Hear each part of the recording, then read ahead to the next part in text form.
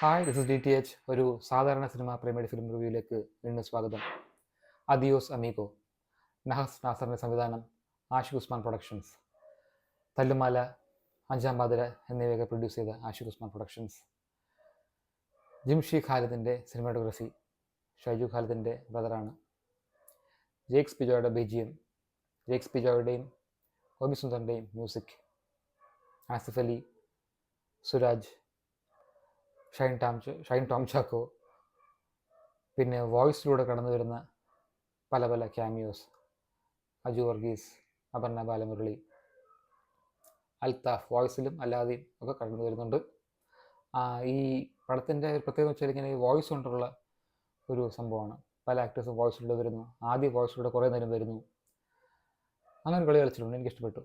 ഇതൊരു road trip movie ആണോ എന്ന് ചോദിച്ചാൽ ആണെന്നും അല്ലെന്നും പറയാം. ഇതൊരു ഫീൽ ഗുഡ് മൂവി ആണെന്ന് ചോദിച്ചാൽ ഏകദേശം ആണെന്ന് പറയാം. ഞാൻ വിചാരിച്ചത് ഇത് വളരെ മോശം പടമായിരിക്കും എന്നാണ്, എന്തുകൊണ്ടും അങ്ങനെ തോന്നി. പക്ഷേ ഞാൻ വിചാരിച്ചതിനേക്കാൾ ഭേദമാണ്. സുരാജിൻ്റെ വണ്ടർഫുൾ പെർഫോമൻസ്. ആദ്യം മുതൽ അവസാനം വരെ ക്യാരക്ടർ പിടിച്ച് വെച്ചിട്ടുള്ള പെർഫോമൻസ് കലക്കി. ആസിഫ് അലി ഒരു തൃശ്ശൂർക്കാരനായിട്ടാണ്.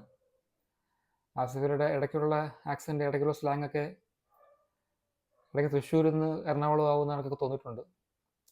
അഭിനയം അത്ര കൺവിൻസിങ് ആയിട്ട് എനിക്ക് തോന്നിയില്ല. ഇതിൽ കുറച്ച് ഓവറായിട്ട് തോന്നി. ക്യാരക്ടർ അങ്ങനെയാണ്, അൺറിയലിസ്റ്റിക് ആയിട്ടുള്ള ക്യാരക്ടറാണ്. എന്നാലും കുറച്ചുകൂടെ കൺട്രോൾഡ് ആകാമായിരുന്നു തോന്നി.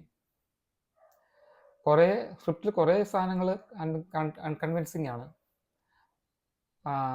75% റിയലിസ്റ്റിക് ആക്കാൻ നോക്കിയിട്ടുണ്ട്.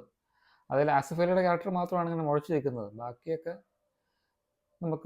നമ്മൾ ചുറ്റും കാണുന്ന കണക്കുള്ളൊരു ക്യാരക്ടേഴ്സൊക്കെ തന്നെയാണ്.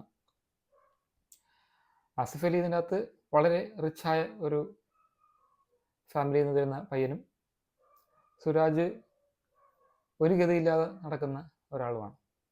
അവർ നമ്മൾ കണ്ടുമുട്ടുന്നതും പിന്നീട് അവർ നടത്തുന്ന യാത്രകളുമാണ് സിനിമയുടെ ഇതിവൃത്തം.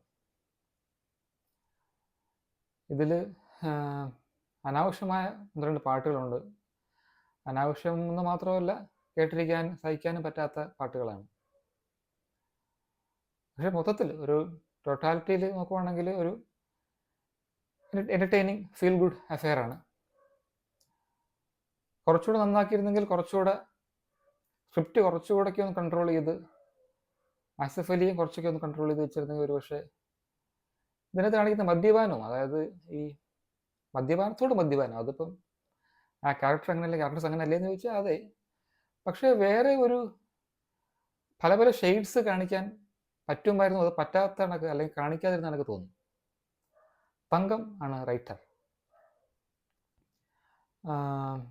അതെ, പക്ഷേ ഞാൻ വിചാരിച്ചതിനേക്കാൾ ഭേദമായിരുന്നു എന്നുള്ള ഒരു വസ്തുത ഉള്ളതുകൊണ്ട് I am going with 3 stars out of 5 and double clap for Suraj.